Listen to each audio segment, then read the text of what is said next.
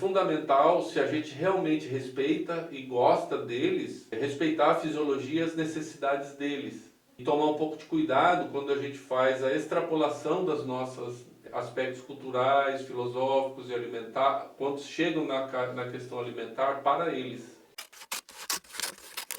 E aí tem uma outra questão que tem se fortalecido recentemente, que é essa projeção de um ideal humano sobre a nutrição, principalmente dos pets, né, que são os animais que estão ali com a gente dentro de casa. Então, como é que o senhor vê o crescimento dessa, além das dietas, entre aspas, né, naturais, caseiras, as dietas vegetarianas, veganas, livre de grãos, enfim, essas dietas que às vezes têm um apelo para pessoas, porque a gente vê inclusive seres humanos, a pessoa não é celíaca, mas evita comer glúten, a pessoa não tem intolerância à lactose, mas evita comer derivados do leite, por questões diversas, né? E como é que o senhor percebe isso com relação aos pets hoje em dia? Um exemplo que eu posso dar para abrir essa questão é a questão do grain free, sem grãos, né? Isso começou porque nos Estados Unidos as empresas captaram que alguns proprietários começaram a associar, bom, grão é uma coisa que eu dou para porco, galinha, não quero milho, né? Eu dou para porco, galinha, não quero dar para o meu cachorro. E aí algumas empresas captaram esse sentimento das pessoas, que é uma opinião, não é um fato, e transformaram numa solução de um produto. Aparentemente, pareceu bom, saíram vendendo rações grain-free. Só que essas formulações grain-free não foram estudadas cientificamente, foram aventuras. E elas começaram a dar nos Estados Unidos uma doença no coração dos cães, que é a cardiomiopatia dilatada, que era uma doença descrita em gatos por deficiência de um aminoácido chamado taurina.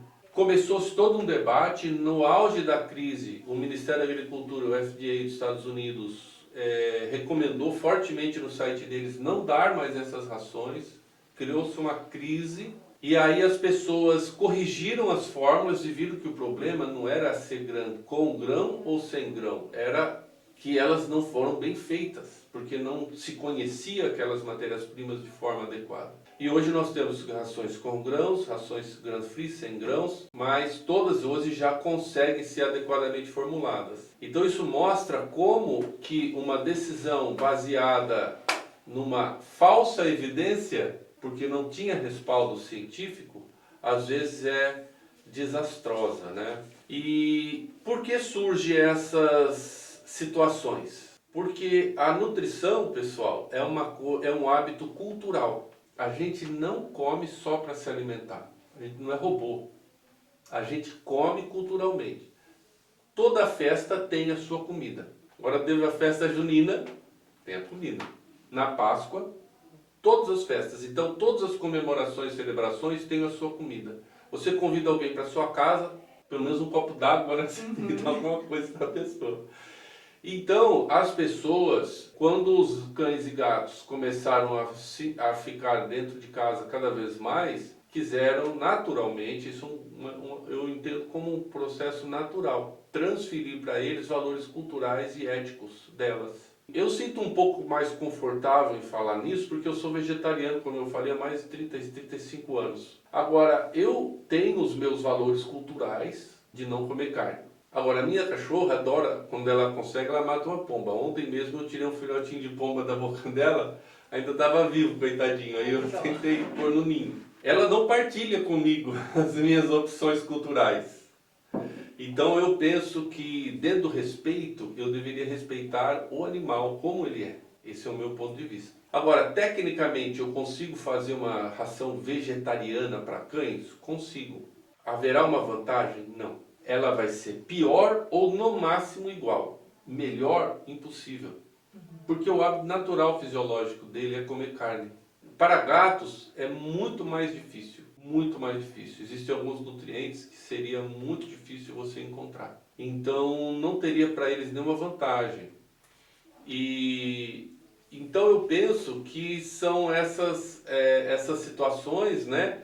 E que nos cabe orientar esses proprietários, esses responsáveis, né, pelos animais, que é fundamental, se a gente realmente respeita e gosta deles, respeitar a fisiologia e as necessidades deles. E tomar um pouco de cuidado quando a gente faz a extrapolação das nossas aspectos culturais, filosóficos e alimentar, quando chegam na questão alimentar para eles, sabe? Eu coloco esse alerta assim. É porque tem essa questão, né? Eu acho que por mais que a intenção seja a melhor possível, ela precisa ter um embasamento. Porque às vezes na nossa melhor intenção a gente prejudica a vida daquele animal que a gente tanto preza. Então é uma dicotomia, né? A gente tem um antagonismo ali de situações. Então eu penso isso, né? Houve um período onde as pessoas passaram a não chamar o animal de a pessoa de proprietário, mas de tutor, né? Sim.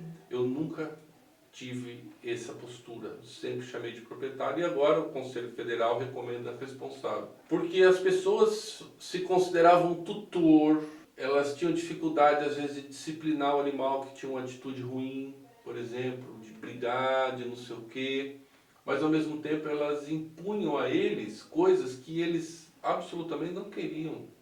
Qualquer cachorro vegetariano, se a gente der uma carninha mal passada ali, não tem dúvida que ele vai querer. Então veja como é complicado e como que nós devemos trabalhar. Esse é o meu ponto de vista.